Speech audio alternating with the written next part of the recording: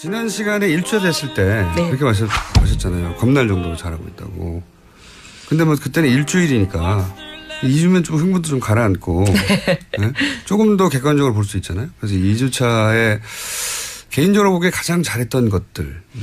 전 또 여성이라서 특히 그런지 과거 정부들은 보면은 여성 인사 배려한다 이런 굉장히 배려라는 말도 참 듣기에 거슬렸어요. 근데 그러면서 이제 주는 자리라는 거는 정해져 있었죠. 예. 여성부하고. 예, 여성부. 사실 박근혜 정부는 여성부 말고는 준 적이 없습니다. 딱 하나 환경부 장관을 주셨지만 굉장히 말 많고 탈 많고 어떻게 보면 앞으로 여성들 진로에 걸림돌이 됐다라는 평가를 받는 그런 게 하나 있었고 그거 말고는 뭐. 힘 있는 자리를 주지 않았죠. 한마디로 말해서. 그런 상황이었었는데 지금 이번에는 보면은 청와대 수석 중에서 인사수석을 줬어요. 아, 이거 막강한 자리입니다. 인사수석이라는 거는 이제 인사를 지면 다 지는 거잖아요. 인사가 많다고. 가장 힘 있는 자리를 줬고. 조용히 눈에 띄지 않지만 실제로 공직사회에서는 막강한 자리죠. 거기 다 줄 서죠. 네, 상당히 굉장히 놀랐어요. 그다음에 또 보면은 조현옥 인사수석 기억하셔야 됩니다. 외무장관 자리를 줬잖아요. 힘 있는 자리죠. 외무장관 아니 지금 외무장관 여성 처음 나왔는데 굉장히 힘 있는 자리를 줬고 물론 보훈처장도 사실 그쪽에서는 힘이 있는 거죠. 그래서 굉장히 그런 부분이 저는 기대를 갖게 해요. 숫자만 채운 게 아니라. 정말 이 정부에서는 여성들이 상당히 길을 펴고 능력을 발휘할 수 있는 제대로 된 장이 펼쳐지겠구나 하는 그런 기대가 생기고. 저도 인사수석에 맨 처음 발표한 인사인데 인사수석 여성이 가는 걸 보고 인사수석 여성이 있던 적이 있었나 생각해보니까 없었어요. 처음이에요? 네, 없었어요. 이건 크게 주목받지 않고 있는데 없었어요.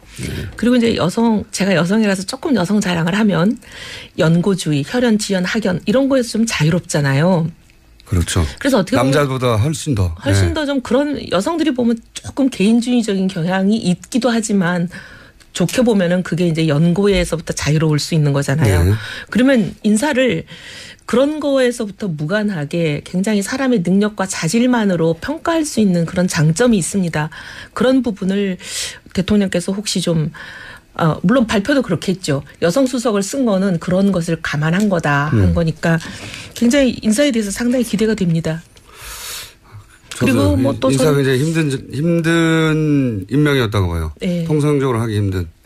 물론 능력이 있으니까 됐겠죠. 여성이어서가 아니라. 근데 여성이어서 안 된다고 할 자리였을 수도 있는데 그렇지 않았다는 거죠. 제가 그리고 이거 송현옥 수석을 정치하기 전에 잠깐 알았었어요. 근데 정치하고 나선 본 적이 없는 분인데. 조현옥 수석을요? 조현옥 수석. 이분을 정치하기 전에 잠깐 알았고 정치하고 나선 본 적이 없는 분이에요. 근데 굉장히 이렇게 어떻게 보면 진보적인 진영에 계시는 분이잖아요. 저는 보수 진영에 있는 사람이고. 근데 굉장히 진보 보수 가리지 않고 여성의 인재 발굴 이런 데 헌신적인 분이에요. 그렇군요. 언제 인터뷰 한번 해봐야 되겠습니다. 근데 진짜 훌륭한 분이에요. 어쨌든 첫 번째로는 여성 의원으로서 여성 인재를 쓰는 것이 그냥 요식이 아니라 숫자 채우기가 아니라 진짜 힘 있는 자리를 주는구나. 이게 다가왔다. 그건 아직 특별히 이 대목을 지목했던 정치인이 있었나요? 없었던 것 같아요. 못 본 것 같으네요. 그럼 본인이 처음으로 지정한 것으로 해주시고 두 번째로 인상적이었던 건 어떤 거예요? 저는 어제 봉하마을이 좋았어요. 그건 왜 그렇습니까? 추도사가 참 이렇게 구절구절이 굉장히 가슴에 와 닿았기도 하지만 특별히 거의 마지막 부분에 현역 대통령으로서는 오늘이 마지막이 오는 날이다. 끝내고 나서 성공한 대통령으로 다시 찾아뵙겠다. 이 얘기는 이제 현역 대통령으로서는 이제 앞으로 안 오겠다는 얘기잖아요. 그래서 왜 이런 말씀을 하셨을까? 근데 제 해석은 문 대통령의 진짜 의중이 뭔지는 제가 물어보지는 않았지만 근데 제 생각에는 이제 진보 보수 진영을 아우르는 어떻게 보면 뛰어넘는 5천만 국민의 대통령이 되겠다 이런 의미가 아닐까 생각하고 저는 굉장히 좋게 들었어요. 그 말씀을. 그래서 꼭 성공한 대통령으로 되돌아오겠다 이런 다짐인 거죠. 그전엔 내가 여기 안 와. 굉장히 비장한 다짐이었는데 많은 사람들이 그 얘기를 하더라고요. 가슴에 와 닿았어요. 그런 얘기가. 사실 어떻게 보면 박근혜 대통령도 100% 대한민국이 공약이었거든요. 맞아요. 모두의 대통령. 100% 대한민국이라는 단어를 제가 쓰는 걸 권했을 때 본인이 그 좋은 말이다라고 하고 택하긴 택하셨는데 사실 100% 대한민국이 되도록 굉장히 노력해 주셨으면 좋았는데 좀 그런 모습을 못 봤어요. 굉장히 아쉬웠는데. 네, 아쉬웠는데 진짜 이제 정말 대통령이 되시기 전에는 진보 진영의 후보일 수는 있지만 대통령이 되시고 나면 대한민국의 대통령이지 진보 진영의 대통령은 아니잖아요. 그러니 저는 정말 진보 보수 뛰어넘는 대한민국의 대통령이 되셨으면 진짜 좋겠어요. 그게 두 번째로 인상적이셨고 2주차 네. 이제 총합에서 베스트 3. 네. 세 번째 정도는 얘기하셔야 이게. 네, 그런가요? 한 6개 얘기하셔도 되는데요. 3개만 얘기하죠 그냥. 소통하고 하여튼 시민들, 국민들 누구나 지금 소통하시는 거잖아요. 그리고 뭐 연차를 쓰고 내려가시면서 연차를 쓰고 대통령 연차 있는 거 처음 알았다는 분이 대부분이에요. 네. 나 그것도 굉장히 신선하게 보였어요. 네. 굳이 이제 1년에 한 번 정도 연차는 써야 된다. 이런 걸 어떻게 보면 의식적으로 보여주시는 거잖아요. 그냥 내려가도 아무 말도 안 하는데 누구도. 근데 사실 연차를 쓰고 갔다. 그리고 연차를 쓰고 내려가면 그냥 조용히 쉬면 될 텐데 그것도 아니면서 실제 공식적인 일정은 수행한 거거든요. 시민들도 그렇죠. 만나고 소통하고 대통령으로서 할 일은 다 한 것 같은데 연차라는 걸 쓰고 또 내려가고 소통하고 그리고 사람들하고 이렇게 소탈하게 커뮤니케이션 하는 게 좋아 보였어요. 그리고 그냥 그 5.18에서 네. 그 아버지가 자기가 출산하는 거 보러 오시다가 태어나는 거 보러 오시다가 사망한 유족이 있었잖아요. 그분을 이렇게 한 20m 쫓아갔다고 뭐 뉴스에는 그렇게 돼 있던데 쫓아가서 이렇게 안아주시는 거. 화면도 보셨어요, 한번? 저희는 화면은 잘 못 보고 맨날 핸드폰 뉴스로 보기 때문에. 네. 하여튼 그런 전반적인 게 이제 사람들이 대통령을 멀리 느끼지 않고 가깝게 느끼게 하는 요소인 것 같고 그게 이제 어디 한 군데만 있는 게 아니라 여러 군데에서 드러나는 게 좋은 것 같아요. 네. 그렇게 한 2주 정도 겪어보시니까 걱정 안 되십니까? 되죠. 그렇게 너무 잘하면 안 되는데. 그래서 근데 사실은 이런 생각은 해요.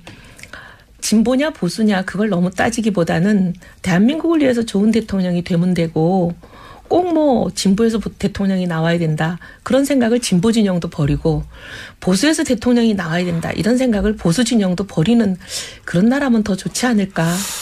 그러면 당이 하나만 있어야 되죠. 여하간 전반적으로 2주차는 하여튼 1주차 마찬가지로 좋게 평가하시는 네. 네, 종합적으로. 자 그러면 좀 까칠한 이야기들을 이제 시작해 볼까요? 네. 4대강 있잖아요. 4대강. 네.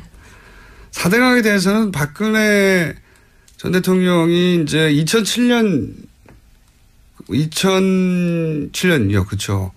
그때부터도 계속 비판적으로 사실 4대강이라기보다 처음 2007년에는 대운하였죠. 네, 그때는 4대강이 아니고 네. 대운하였는데 나중엔 변장 대운하라고 네, 근데 그랬었죠. 그때 2007년에 이 대운하 안 된다라고 거의 매일 기자회견 했던 사람이 저였어요. 그러니까요. 네. 유승민, 이혜원이 맨날 기자회견 한다고 그 MB 대통령이 무지하게 불편해 하셨어요. 그러든지 결국 했고요. 네. 근데 지금 이제 문재인 대통령이 대운하 감사 다시 한번 해볼 필요가 있다. 근데 이명박 대통령 측에서는 무슨 소리냐. 다 끝났는데 그리고 뭐 감옥 보내자는 얘기냐부터 시작해가지고 반발이 있어요. 실제. 근데 어제 저희 방송 노회찬 의원이 나와가지고 그 4대강을 감사를 그렇게 제대로 못한 것은 이명박 정부 시절 그 박근혜 전 대통령에 대한 어떤 약점, 뭐 최순실이라든지 그 약점을 지고서 보험 성격으로 계속 지고 있었기 때문에 박근혜 정부 시절에 4대강을 제대로 조치하지 못한 것이다.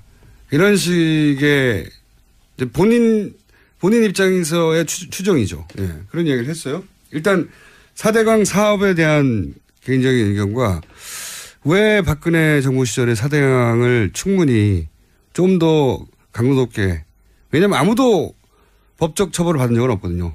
감사를 여러 번 했다고 하지만. 그러니까 앞에 두 번이야 이명박 정부 시절에 한 거니까 제하고 나서도 박근혜 정부 시절에 해서 총체적인 부실이고 또 기업들 담합도 있었다고 했지만 아주 솜방망이로 지나갔단 말이죠. 이 전반적인 4대강 이야기를 좀 해봐 주세요.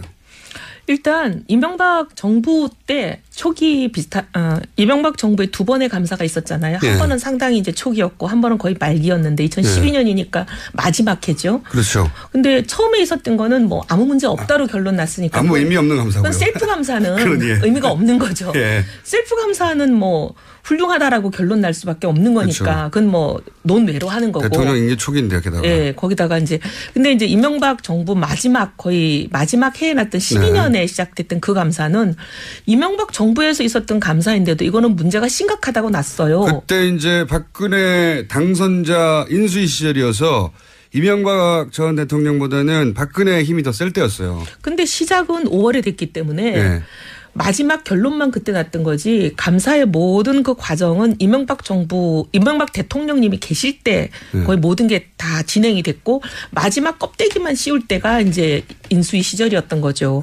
근데도 그때 여러 가지 총체적 부실이라고 하죠. 네, 총체적 부실이고 이게 수질도 악화되는 거고 그다음에 온갖 여러 가지 문제를 굉장히 총망라해서 짚어놨어요.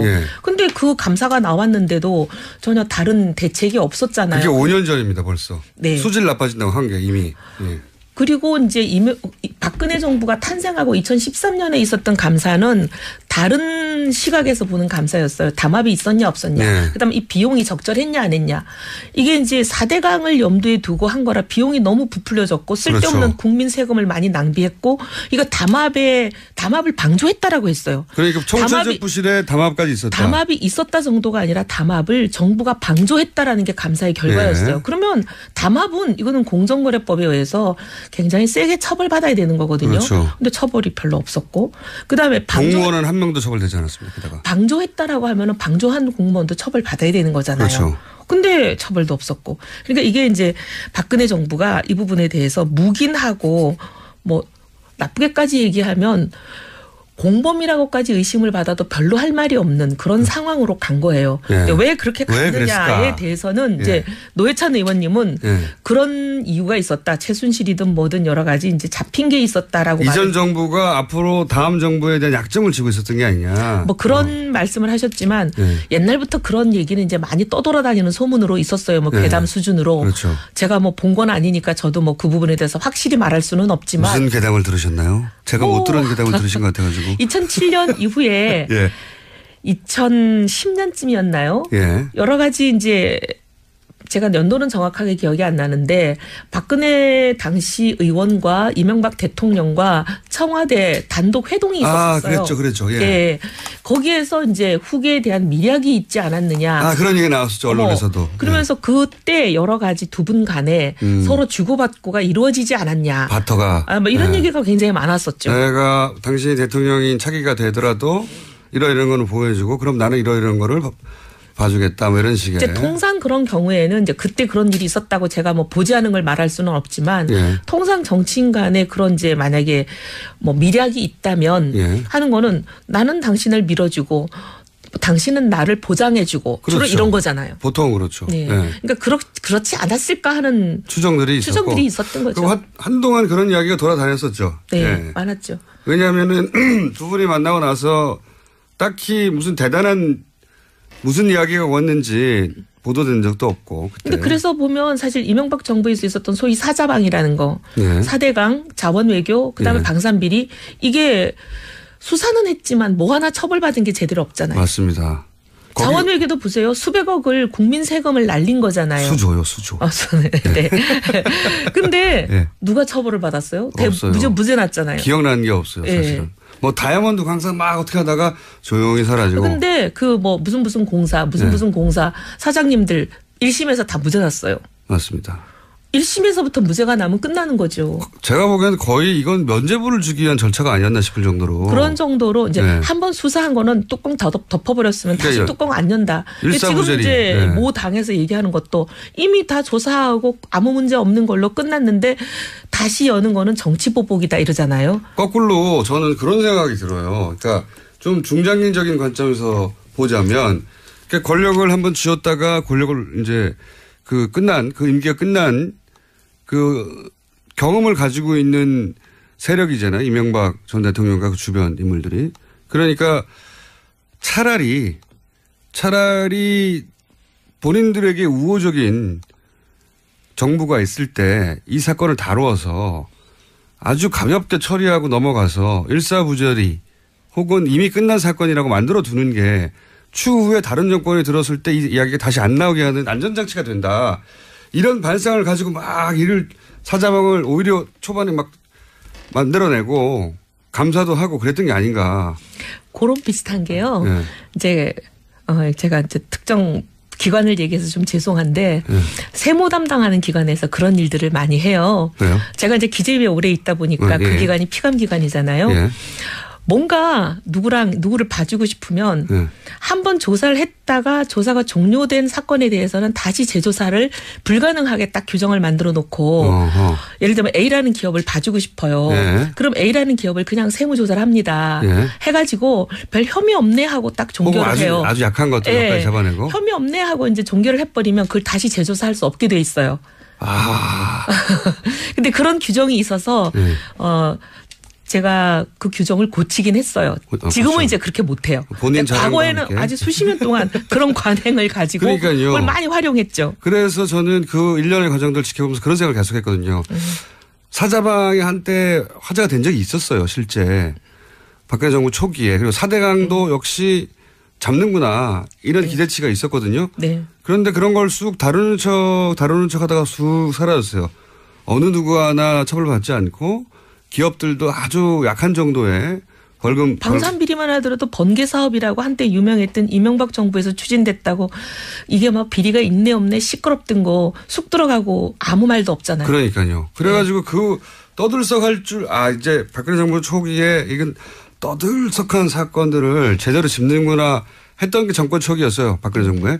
그런데 그게 다 끝나고 덮어졌고 지금 이제 문재인 정부에서 4대강에 대해서 정책 감사를 하자고 해도 이게 정치적 보복이다. 다 끝난 사건을 왜 감사 3번이나 했는데. 감사를 3번 했지만 문제 있다고 결론 난 감사였는데 그게 문제 없다고 결론 난 감사가 아니잖아요. 그러니까요.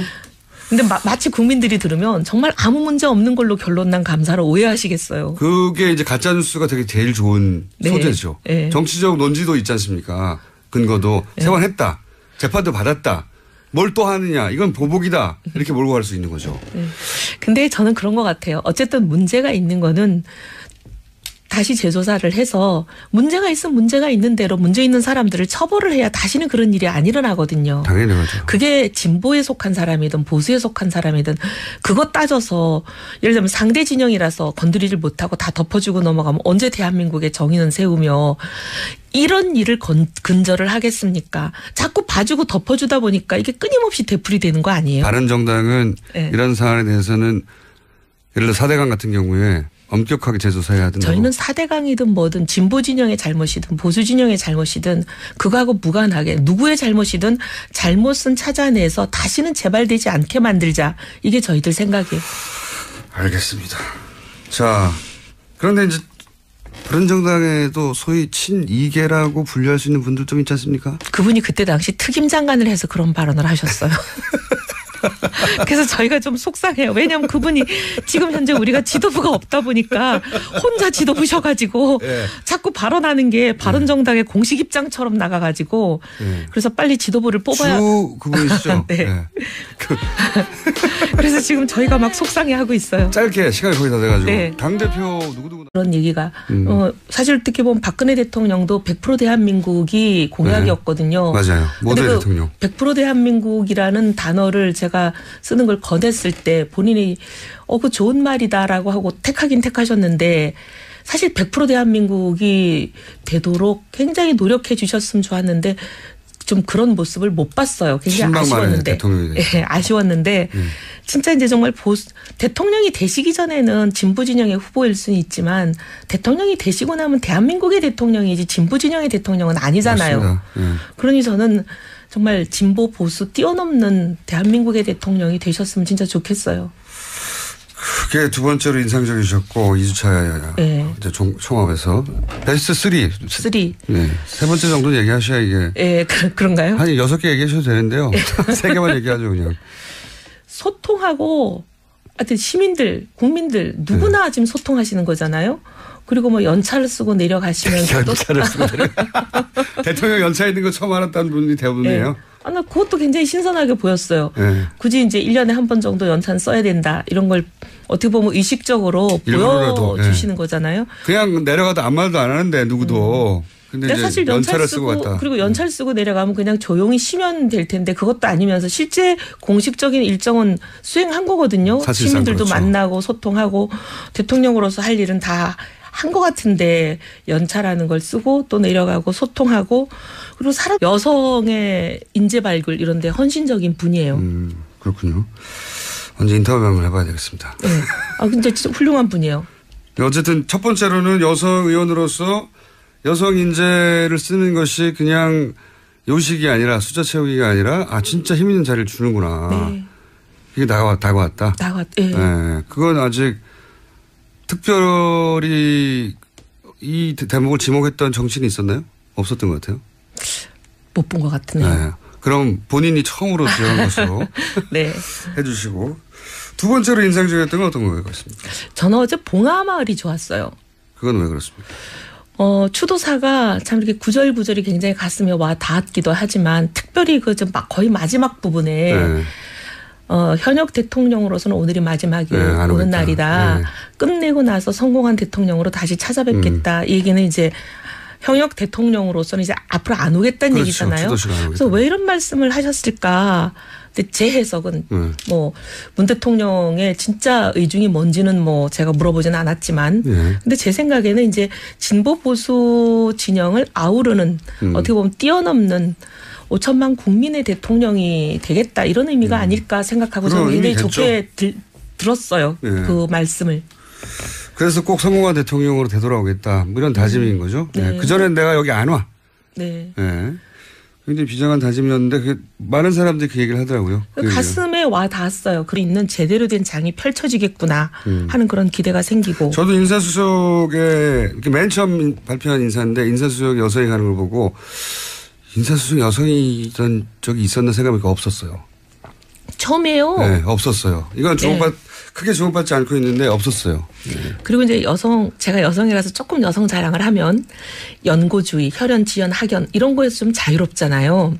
그렇죠. 그래서 어떻게 보면 남자보다 훨씬 더 좀 그런 여성들이 보면 조금 개인주의적인 경향이 있기도 하지만 좋게 보면은 그게 이제 연고에서부터 자유로울 수 있는 거잖아요. 네. 그러면 인사를 그런 거에서부터 무관하게 굉장히 사람의 능력과 자질만으로 평가할 수 있는 그런 장점이 있습니다.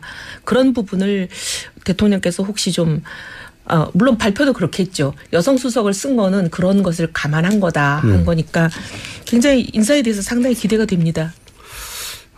그리고 뭐 또 인사가 굉장히 힘든 임명이었다고 봐요. 네. 통상적으로 하기 힘든. 네. 물론 능력이 있으니까 됐겠죠. 여성이어서가 아니라. 근데 여성이어서 안 된다고 할 자리였을 수도 있는데 네. 그렇지 않았다는 거죠. 네. 제가 그리고 송현옥 수석을 정치하기 전에 잠깐 알았었어요. 근데 정치하고 나선 본 적이 없는 분인데. 조현옥 수석을요? 네. 조현옥 수석. 예. 네. 이분을 정치하기 전에 잠깐 알았고 정치하고 나선 본 적이 없는 분이에요. 네. 근데 굉장히 이렇게 어떻게 보면 진보적인 진영에 계시는 분이잖아요. 네. 저는 보수 진영에 있는 사람이고. 근데 굉장히 진보 보수 가리지 않고. 지난 시간에 일주됐을 때 그렇게 마셨잖아요. 겁날 정도로 잘하고 있다고. 근데 뭐 그때는 일주일이니까 2주면 좀 흥분도 좀 가라앉고 네? 조금 더 객관적으로 볼 수 있잖아요. 그래서 2주차에 개인적으로 보기에 가장 잘했던 것들. 전 또 여성이라서 특히 그런지 과거 정부들은 보면은 여성 인사 배려한다 이런 굉장히 배려라는 말도 참 듣기에 거슬렸어요. 근데 그러면서 이제 주는 자리라는 거는 정해져 있었죠. 예. 여성부하고. 예, 여성부. 사실 박근혜 정부는 여성부 말고는 준 적이 없습니다. 딱 하나 환경부 장관을 주셨지만 굉장히 말 많고 탈 많고 어떻게 보면 앞으로 여성들 진로에 걸림돌이 됐다라는 평가를 받는 그런 게 하나 있었고 그거 말고는 뭐 힘 있는 자리를 주지 않았죠. 한마디로 말해서. 그런 상황이었었는데 지금 이번에는 보면은 청와대 수석 중에서 인사수석을 줬어요. 이거 막강한 자리입니다. 인사수석이라는 거는 이제 인사를 지면 다 지는 거잖아요. 인사가 많다고.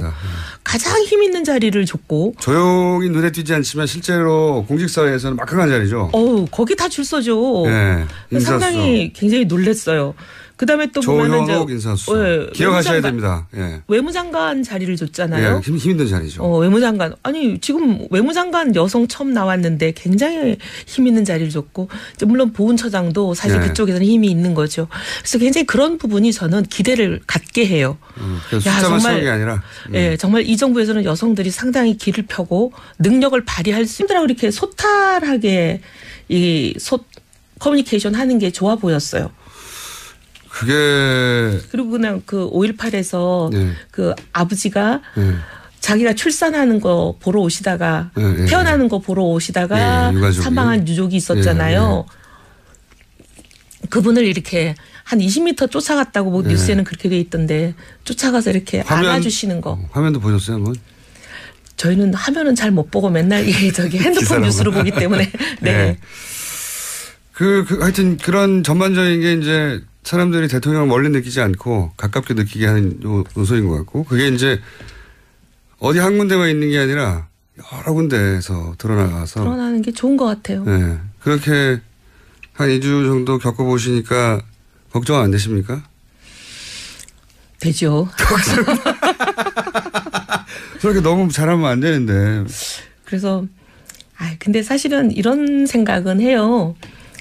진보냐 보수냐 그걸 너무 따지기보다는 대한민국을 위해서 좋은 대통령이 되면 되고 꼭 뭐 진보에서 대통령이 나와야 된다. 그런 생각을 진보 진영도 버리고 보수에서 대통령이 나와야 된다. 이런 생각을 보수 진영도 버리는 그런 나라면 더 좋지 않을까. 그러면 당이 하나만 있어야 되죠. 여하간 전반적으로 2주차는 하여튼 1주차 마찬가지로 좋게 평가하시는 네. 종합적으로. 자 그러면 좀